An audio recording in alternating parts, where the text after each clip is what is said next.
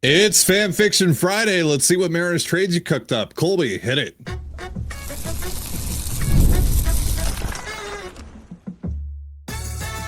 You are Locked On Mariners, your daily Seattle Mariners podcast. Part of the Locked On Podcast Network, your team every day. Ahoy, sailors. It is Friday, July 11th, 2025. This is Tiding Gonzalez and Colby Patnode for the Locked On Mariners podcast, part of the Locked On Podcast Network, your team every day. This episode is brought to you by Gametime. Download the Gametime app, create an account, and use the promo code LOCKEDONMLB. That's LOCKEDONMLB for $20 off your first purchase. And as always, if you want to hear from me and Colby even more and help support the show, you can check out our Patreon. All you have to do to check that out is click the link in the description of this episode. It's Fan Fiction Friday, the show where you submit your Mariners trade ideas and we grade them on the 20/80 scale based on things like creativity, uniqueness, and obviously if it makes sense for both teams. But before we get into your trades, it's our last show before the draft, which obviously kicks off on Sunday. And I still have no idea what the Mariners are going to do. Colby, you got any idea? There seems to be a trend happening over the last 24-ish hours. The consensus pick, or at least the player most people were most comfortable slotting to Seattle at 3, was Iva Arquette from Oregon State.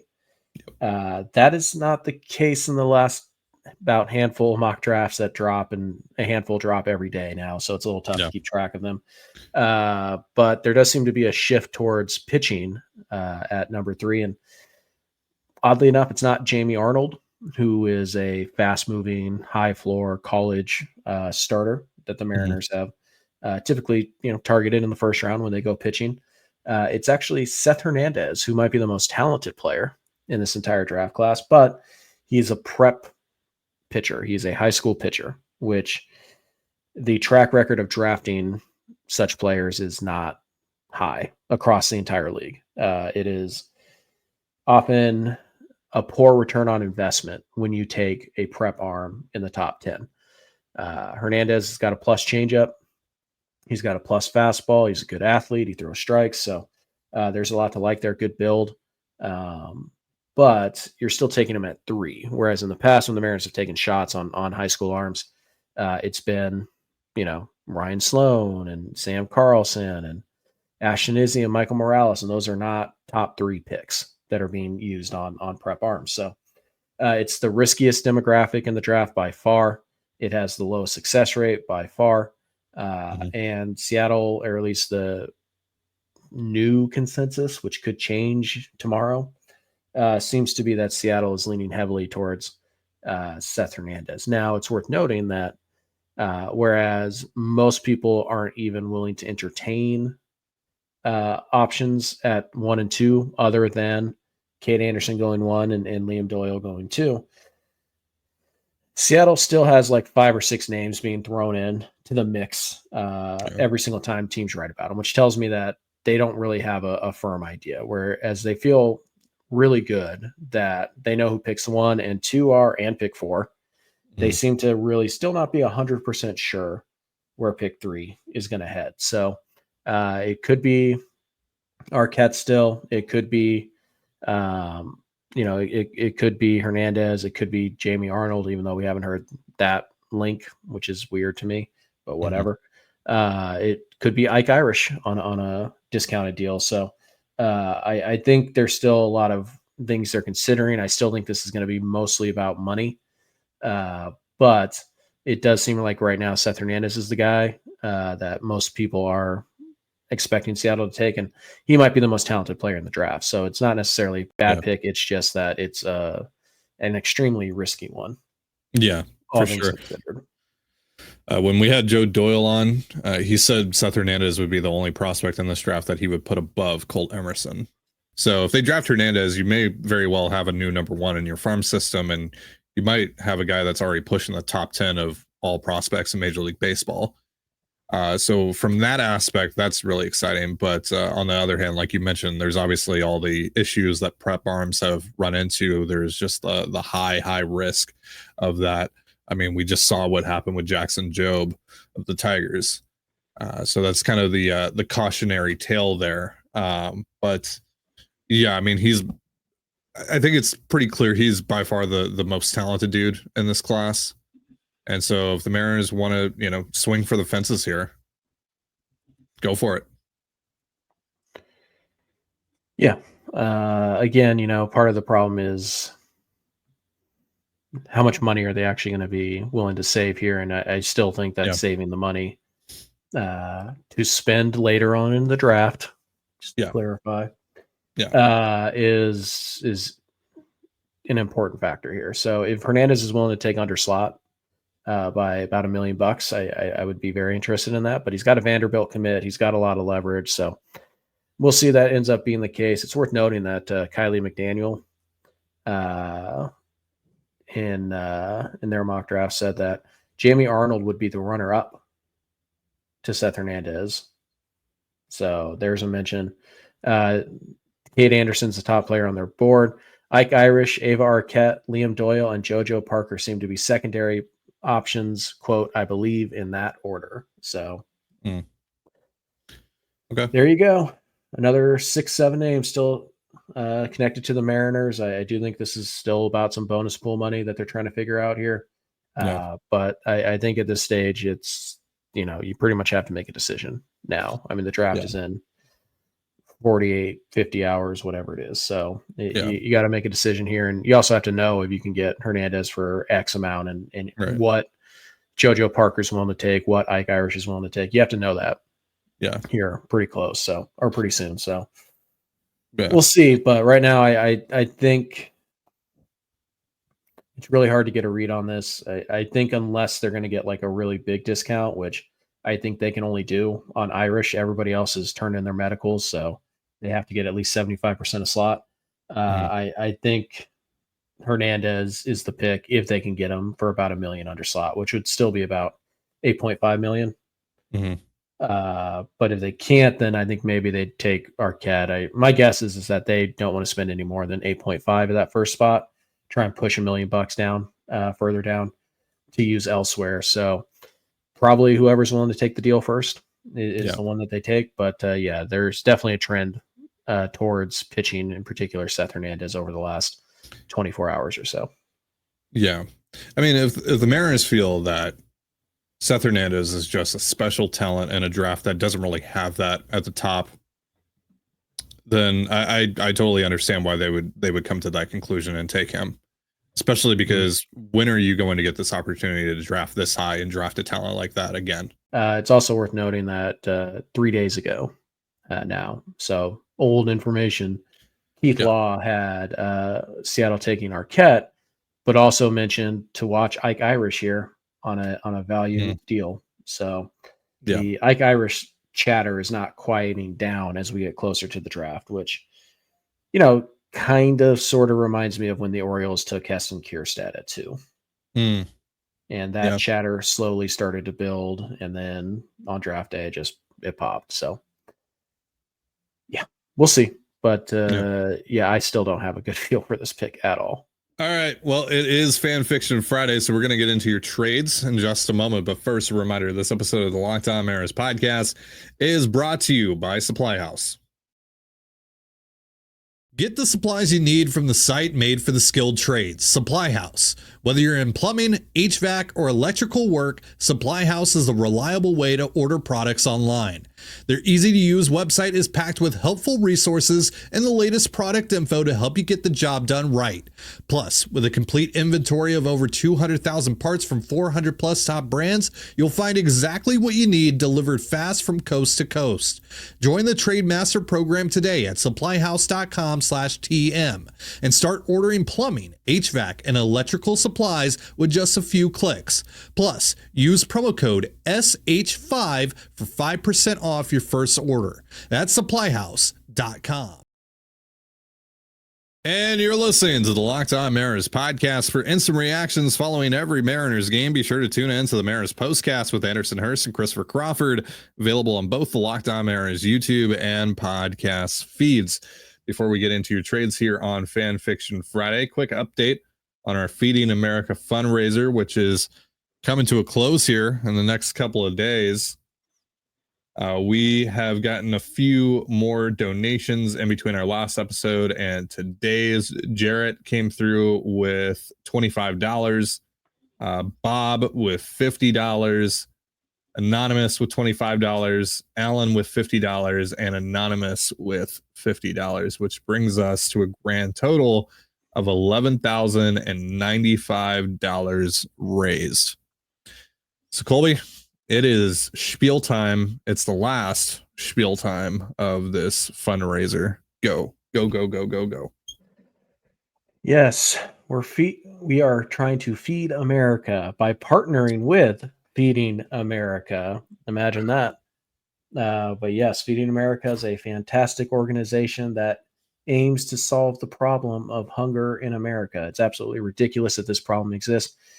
We have the food, we have the resources to make this a non-existent problem in our country. And unfortunately, for a myriad of reasons, that is not the case, because more than 50 million Americans do not know where their next meal is coming from, including 1 out of every 5 children in this country have no idea when they're going to eat next. And if you don't know when your next meal is going to come from, if you don't know, how long you're going to be hungry, nothing else really matters in life. That is the essential. So Feeding America is a fantastic organization that turns every dollar raised into at least 10 meals for people who desperately need them. And that's why we love partnering with them. So, so far you guys have helped us raise 110,000 meals. And we only have the weekend left today and this weekend left. The fundraiser does end on Monday. So time to dig deep. We're at 11,000. See how high we could kick this thing up to. I know it's tough because the Mariners aren't playing well right now and they just lost in a devastating way. But you know what's tougher than that? Not having food for 4 days. So I don't know. Maybe get off your butt and start donating again, because we're ending hunger here, one meal at a time, $1 at a time. That's right. It starts with you. Oh, yeah. Seattle Mariners. Tag at the Mariners and ask them where their donation is. All right. They're not feeding our souls with the way they're playing baseball right now. So the least they could do is feed hungry people in this country by donating to this fundraiser. You feel me, brother? But yeah, anyways, you guys can also donate using the link in the description. You can also help out by subscribing to the YouTube channel. Ty and I are donating 10 cents or 1 meal for every new subscriber that we got during this time frame. And I believe we're at about plus 300. So that's 300 meals just for people clicking a button. Again, share the link with your friends and your family and your employer if you haven't already. If you have, maybe, nudge the employer and be like, hey, you guys said, that you were willing to do this. So, now or never. And feel free to at the Mariners and ask them if they can't feed our souls, can they at least feed some hungry people? And make sure you use that verbiage, because I find being like really hostile works on social media. So let's see what we can do here on this last weekend. It's been an incredible fundraiser so far. Still an opportunity to finish strong here, but thanks to everybody who has donated, everybody is going to donate in the future, and everybody who shared the links and subscribed to the channel and helped out in any way they could. We really do appreciate it, and we'll see where we're at on Monday, and that'll be that. But so far, a pretty successful fundraiser, but could be better. All right. Well, I mean, I don't know. Maybe the reason the Mariners lost yesterday is because we didn't get that many donations. Oh, prove that it wasn't that. Might be connected. Who's to say? All right. Well, while you guys hopefully continue to feed America, let's feed some 20 grades to these people who submitted these trades. Brandon has a deal with the Minnesota Twins. Mariners get Yohan Duran and Willie Castro for Ty Pete, Jorge Bautista, Michael Morales, and Tyler Guff. Yeah, you're not giving up nearly enough here to get Duran. He's an elite reliever with, I think, 2-3 years of club control left after this year. I think it's 2. Yeah. So this package alone probably doesn't get you him. And Willie Castro, while he is a rental, is still a pretty good hitter, can play multiple positions. And Minnesota is hanging around 500 just enough that they are probably thinking like, hey, it's who knows, even though we're 14 games back of Detroit, like maybe. So you do need to nudge them a little bit to make moves like this. So ultimately, you're not giving up enough for Duran. I think half of the deal is good for Willie Castro. Yeah. I think something like Ty Pete and Michael Morales is probably in the neighborhood for what Castro would cost. Maybe Tyler Guff. Like take one of the bats and one of the arms, and that is a pretty good offer for 2 months of Willie Castro, I think. But the rest of what you have here is not nearly enough to get Duran. You're going to have to give up Laz or maybe even Colt Emerson to get the Twins to move Duran. Yeah. And so, unfortunately, because of that inclusion, this is like a 30. If you cut this trade in half, you take out Duran, you take out one pitcher, you take out one hitter, and it's just for Willie Castro, it's probably a 55.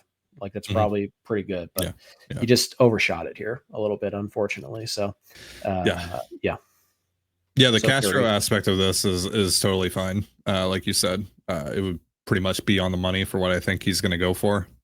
But yeah, this adding Duran to this makes it non-competitive. Yeah, I don't even think it really gets the conversation started. So no, I doubt it. Yeah, so I'm gonna go 30. Really, the only reason that it's not lower is because of the Castro element.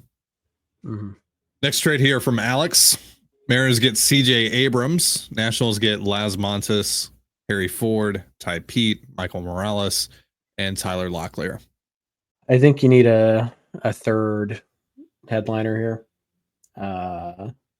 Abrams is having an incredible year. Yeah. Now the Nationals, unlike some other teams that people love to throw Harry Ford at, actually makes sense for Harry Ford. They desperately need catching help, and Kyber Ruiz is not it. So they need the catching help, and obviously Laz Montes is a great lottery ticket and a high upside one at that. Ty Pete, Michael Morales, Tyler Locklear. That's just not enough, I don't think, because Abrams has 2 years of club control after this year, and he's in the midst of a breakout season. He's in his prime athletically, and the Nationals have been so patient bringing him along that it seems unlikely that they would just dump him now. So it's not terrible. I think you need to replace Pete with somebody like probably somebody like Arroyo.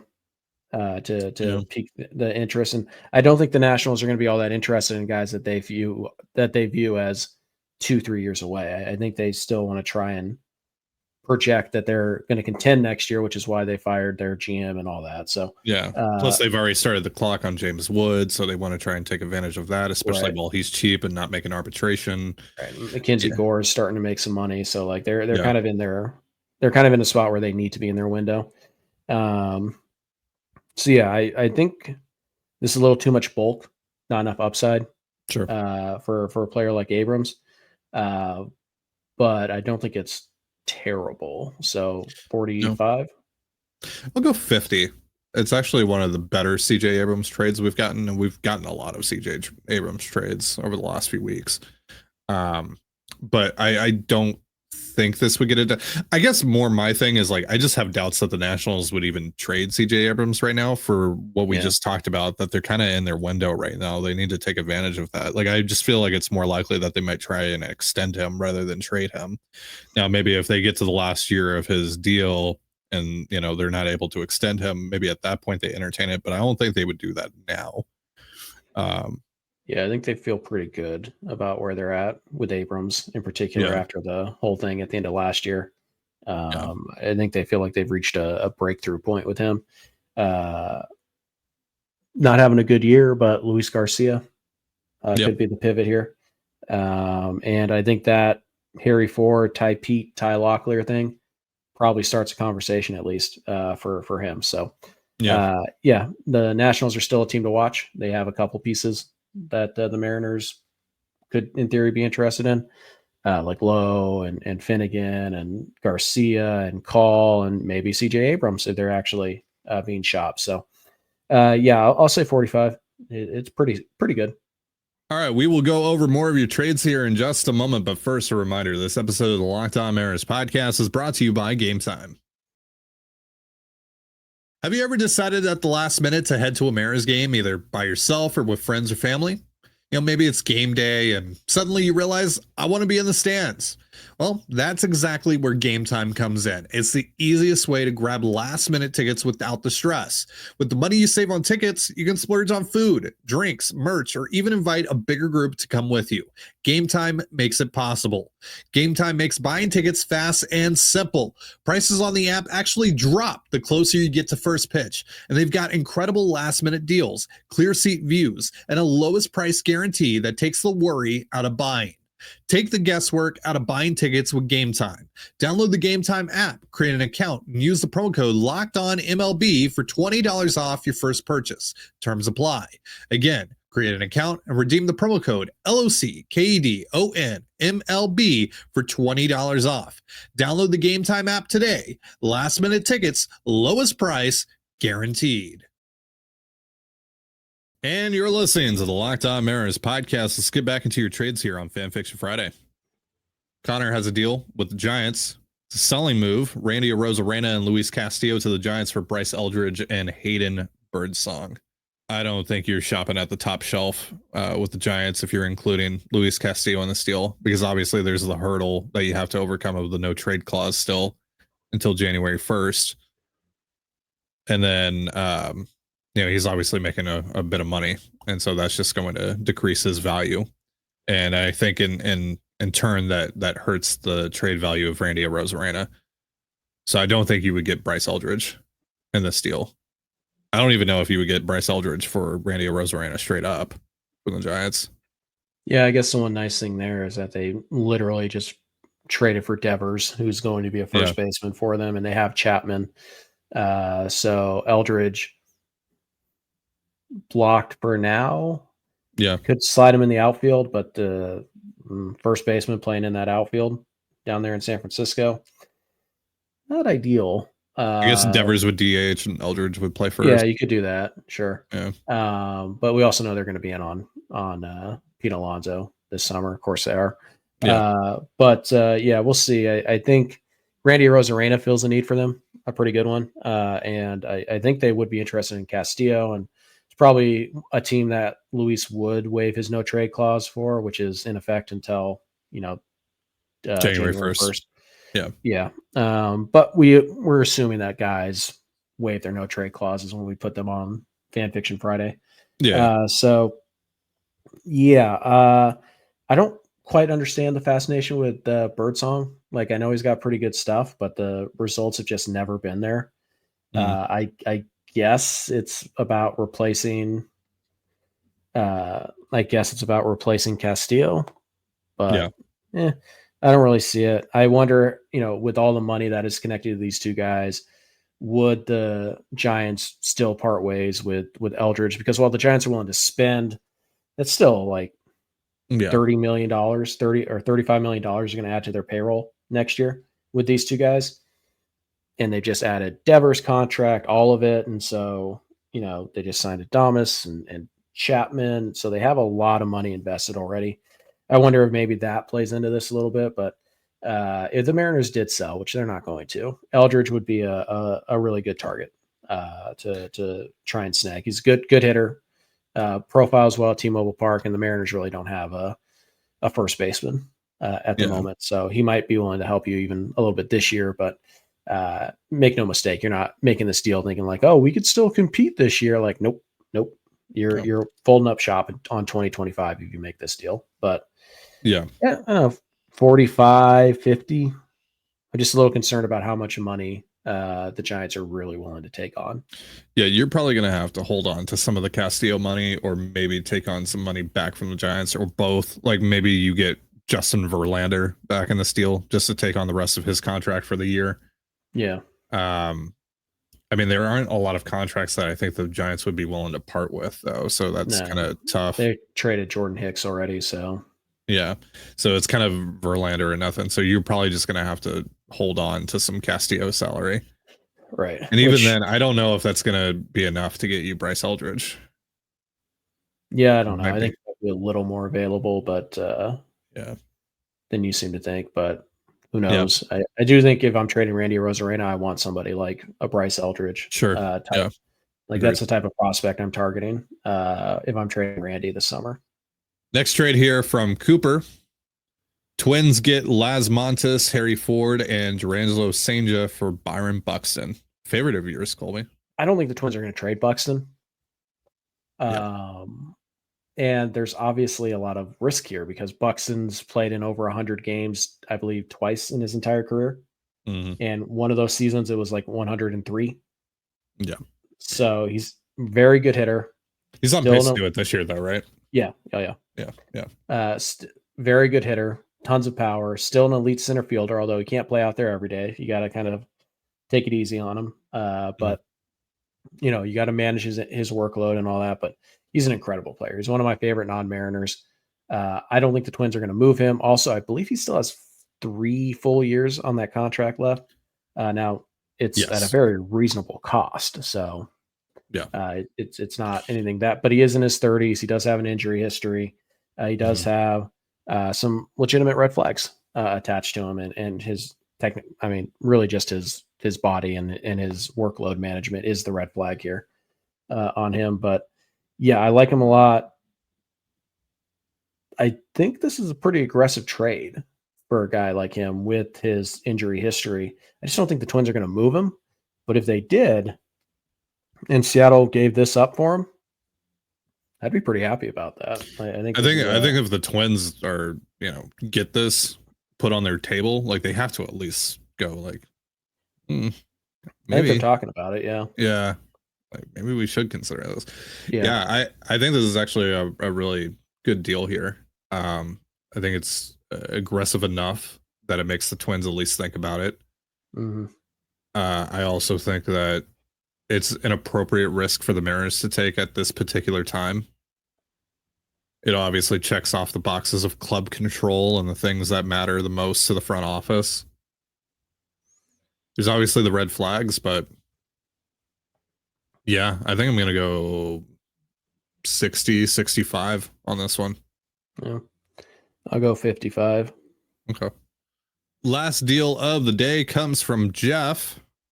It's another buying move with the Minnesota Twins. This time it's Troy Taylor, Juan Burgos, and Logan Evans to Minnesota for Willie Castro and Harrison Bader. You guys love the Twins. And I mean, I get it. They have a lot of guys that make sense for the Mariners. Harrison Bader is another one that makes a lot of sense for the Mariners. Yeah. You think this gets it done? No, I think in this case it's choose one and you might have a shot at him. Yeah. You're not getting both for this.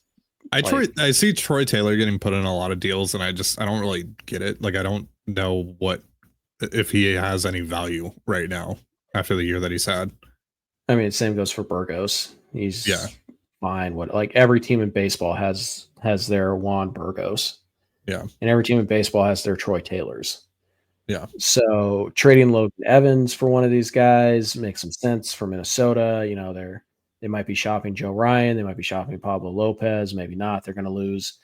Bailey Ober's on the IL right now. They're going to lose Paddock this winter, almost certainly. So they might have a need, although they have David Festa. So even Evans might not be enough. But it is a guy like in that range, a prospect that is probably worthy to headline or co-headline a deal for a quality rental, which is what Castro and Bader are. They're quality players. With limited club control. So yeah, maybe the Twins really like Taylor's stuff and Evans is just a good solid get for them. So maybe you can get Bader or Castro for something like that. Although I still think Ty Pete is a really good player to swap for Willie Castro.